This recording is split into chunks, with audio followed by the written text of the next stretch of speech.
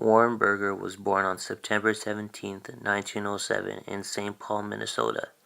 He died on June 25, 1995. He was the youngest of 7 children and grew up in a working-class family. The large family struggled to make ends meet, and at only 9 years old, Burger was already helping with her finances by delivering newspapers.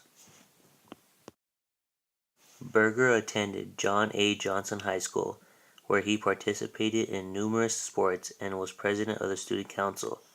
Young Burger also wrote articles about high school sports for a local newspaper before graduating in 1925.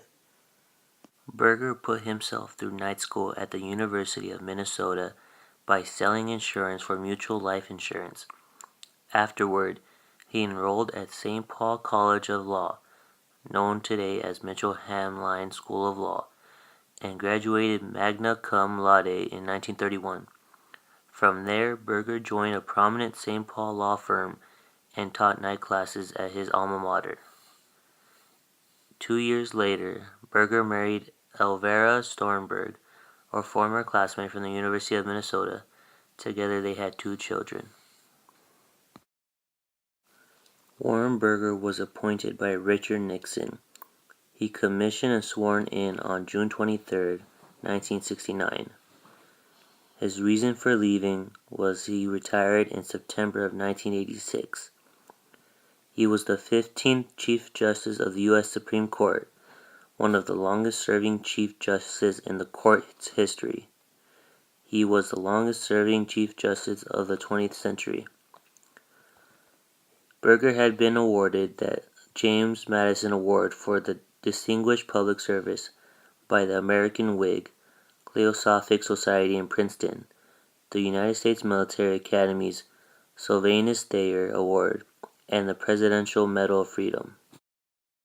Some landmark cases he ruled on were North Carolina v. Alford, Oregon v. Mitchell, Massachusetts v. Laird, and Baird v. State Bar of Arizona. The United States v. New York Times case, also known as the Pentagon Papers case, involved the New York Times Company going against Richard Nixon and the U.S. government.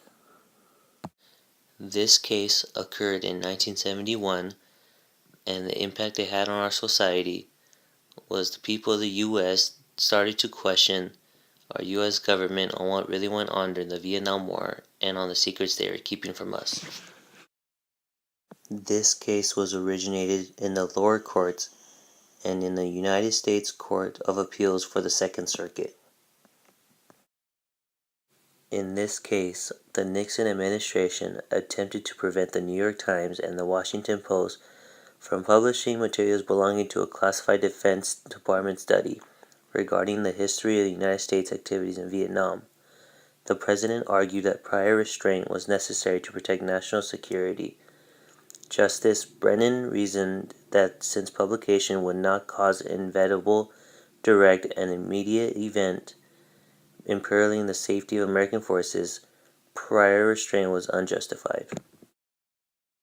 The reason this case went into the Supreme Court was because it was in violation of the First Amendment, which in this case was the freedom of press. In a major decision, the Supreme Court upheld the right of newspapers to publish the documents which became known as the Pentagon Papers. Newspapers have the First Amendment right to publish the Pentagon Papers and rejected Nixon's argument of it being a threat to national security.